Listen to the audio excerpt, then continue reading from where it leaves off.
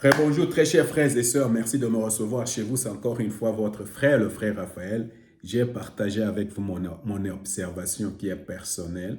Alors, tout à coup, je pense que peut-être ça vous a poussé à certaines réflexions, je ne sais pas, mais je répète, c'est une opinion qui est personnelle. Et cette opinion est que nous, le noir, nous devons lutter d'abord spirituellement pour percer parce que nous sommes vraiment en retard par rapport à beaucoup de gens. Non pas seulement cela, cela peut se passer aussi dans nos familles, que nous sommes en retard, qu'il y a des blocages quelque part, qu'il y a des esprits qui nous bloquent, qui nous empêchent d'aller loin, qui nous empêchent de faire des percées, qui nous empêchent d'expérimenter la paix, la joie, la justice, l'amour, la prospérité de Dieu, de réaliser notre destin. Alors, ce qu'il faut faire, il ne faut pas se lamenter. Il ne faut pas aller voir un devin ou je ne sais pas quoi. La parole de Dieu donne des pistes de solutions. La première des choses, il faut demander à Dieu quel est l'homme fort, quel est l'esprit qui me bloque, qui bloque ma famille, qui bloque mes affaires, qui bloque mes études. C'est quoi au juste? Alors, ça peut être un mot seulement. Ça peut être des mots seulement. Dieu te donne cela. Et quand Dieu va te donner cela, tu vas faire ce qui va se faire. Je montre maintenant quatre pistes de victoire pour toi. La première piste, c'est la prière. Il ne faut jamais oublier. Dieu donne dans Éphésiens chapitre 6, je pense, 7 armes.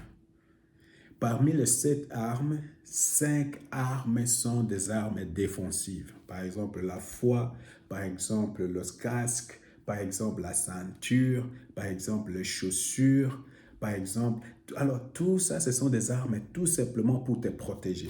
Et nous, les chrétiens, on se protège beaucoup. Mais tu as des armes défensives pour te permettre d'aller en guerre, d'aller conquérir. Alors pour conquérir, tu as besoin de 2 armes. Tu as besoin de la parole de Dieu qui est l'épée de l'esprit et tu as besoin de la prière. Alors pour commencer, la première des choses, si tu veux vraiment gagner contre les puissants des ténèbres, frère, j'en sais quelque chose. J'en sais quelque chose. Il faut te mettre à prier. Il faut te mettre à prier. Et quand je parle de prier, la Bible dit prier sans cesse. Commence à prier. Parle à Dieu à tout moment de tous tes problèmes et tout ça. Alors voilà ce que la Bible dit dans Matthieu chapitre 16, versets 18 à 20. Et moi je veux lire. Et moi je te déclare, tu es pierre et sur cette pierre je bâtirai mon église, contre laquelle la mort elle-même ne pourra rien. Je te donnerai les clés du royaume des cieux.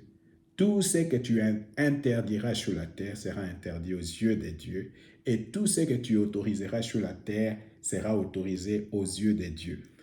Puis Jésus interdit. Voilà, tout ce que tu vas interdire sera interdit, tout ce que tu vas autoriser sera autorisé. C'est toi qui as cette autorité. La Bible dit, Jésus dit, tout pouvoir m'a été donné au ciel et sur la terre. Allez à mon nom. Alors, Jésus nous a légué aussi son autorité.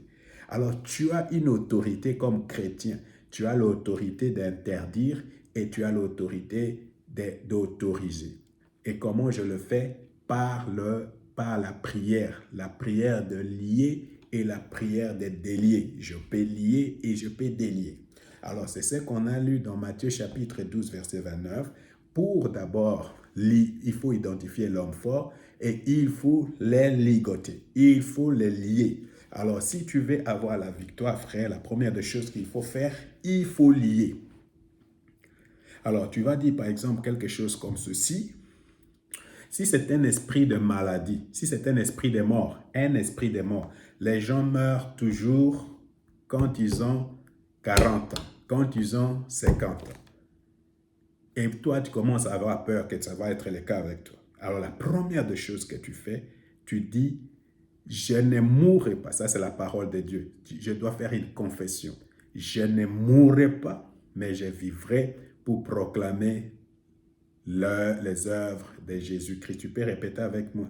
Je ne mourrai pas, mais je vivrai pour proclamer les œuvres de Jésus-Christ. Mon mari ne mourra pas, mais vivra pour proclamer les œuvres de Jésus. Mes enfants ne mourront pas, mais vivront pour proclamer les œuvres de Jésus-Christ. Jésus, alors si c'est une maladie, c'est une maladie. Tu dis, Jésus a porté toutes nos maladies à la croix et par les blessures de Jésus, nous sommes guéris. Dans le nom puissant de Jésus, toi, esprit des morts, tu dois sortir de cette famille. Je te lis dans le nom de Jésus.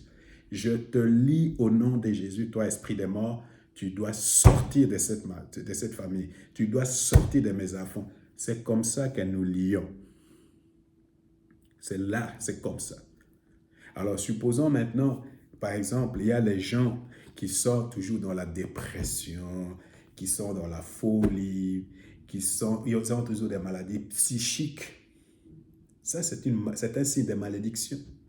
Alors, dans ce cas, la Bible dit ceci. Jésus, dans Galates chapitre 3, verset 13 à 14, Jésus nous a libérés, nous a arrachés de la malédiction de la loi, parce qu'il est écrit, qu'il soit maudit quiconque est pendu à la croix.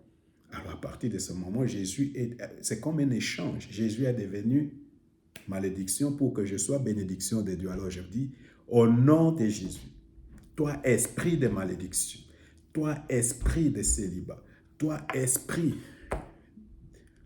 de stérilité, toi, esprit de mort, tu dois quitter ma famille. Toi, esprit qui a des folies, de maladies psychiques, bipolaires, par exemple, dépression bipolaire. Toi, esprit de suicide, c'est comme ça. Tu dois citer la parole de Dieu. Et après avoir cité la parole de Dieu, tu commences à lier l'esprit qu'il y a derrière. Si c'est l'esprit des morts, tu proclames la parole de Dieu en disant « Esprit des morts, je ne mourrai pas, je vivrai » et tu lis l'esprit des morts. Si c'est un esprit de peur, de timide, tu sais, c'est un esprit de peur. La Bible dit dans Timothée, dans 1 Timothée, je ne sais plus exactement, 2, 1, 7, la Bible dit « Je ne vous ai pas donné un esprit de peur, mais de force. » Alors moi, esprit de force, Jésus m'a donné un esprit de force et pas de peur. Jésus m'a donné un esprit pas de dépression. Au nom de Jésus, toi, esprit de dépression, tu dois me quitter. Dans le nom, tu dois quitter mes enfants, tu dois quitter mon mari.